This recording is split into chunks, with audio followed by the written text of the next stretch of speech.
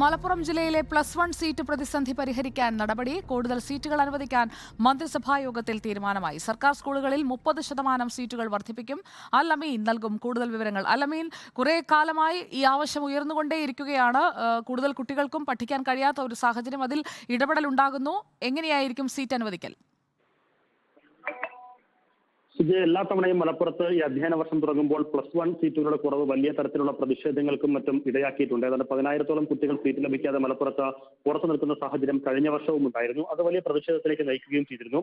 അതുകൂടി മുന്നിൽ കണ്ടാണ് ഈ അധ്യയന വർഷം തുടങ്ങുന്നതിന് മുൻപ് തന്നെ മലപ്പുറത്ത് അധിക ബാച്ചുകൾ അനുവദിക്കാൻ മന്ത്രിസഭായോഗം തീരുമാനിച്ചിരിക്കുന്നത്. ഇന്ന് ചേർന്ന മന്ത്രിസഭാ യോഗത്തിലാണ് ഇതുമായി ബന്ധപ്പെട്ട തീരുമാനം. മലപ്പുറം ജില്ലയിലെ സർക്കാർ സ്കൂളുകളിൽ 30% അധിക സീറ്റുകൾ വർദ്ധിപ്പിക്കും. അതോടൊപ്പം തന്നെ എയ്ഡഡ് സ്കൂളുകളിൽ 20% സീറ്റുകളും അനുവദിച്ചു നൽകാനാണ് തീരുമാനം. അതുകൊണ്ട് എത്രത്തോളം പരിഹാരമാകുമെന്നുള്ളത് പ്രധാനപ്പെട്ട ഒരു ചോദ്യമാണ്. മലബാർ മേഖലയിൽ മലപ്പുറം ജില്ലയിൽ ഏറ്റവും കൂടുതൽ സീറ്റുകൾ ലഭിക്കാതെ കുട്ടികൾ പുറത്തു നിൽക്കുന്ന ഒരു സാഹചര്യം മുൻവർഷങ്ങളിലൊക്കെ ഉണ്ടായിട്ടുള്ളത്. നിലവിലെ ഈ 30%-വും 20%, അങ്ങനെ 50% സീറ്റ് വർദ്ധിപ്പിക്കുമ്പോൾ അത് എത്രത്തോളം പരിഹാരമാകുമെന്നുള്ളത് ഒരു ചോദ്യമാണ്. പക്ഷേ എന്നാൽ പോലും വലിയ പ്രതിസന്ധിക്ക് ഒരു അയവ് ഈ തീരുമാനത്തിലൂടെ ഉണ്ടാകുമെന്ന് തന്നെയാണ് സർക്കാരിന്റെ വിലയിരുത്തൽ. അതിന്റെ അടിസ്ഥാനത്തിലാണ് ഇന്ന് മന്ത്രിസഭായോഗം സീറ്റുകൾ അനുവദിച്ചുകൊണ്ടുള്ള തീരുമാനം എടുത്തതും.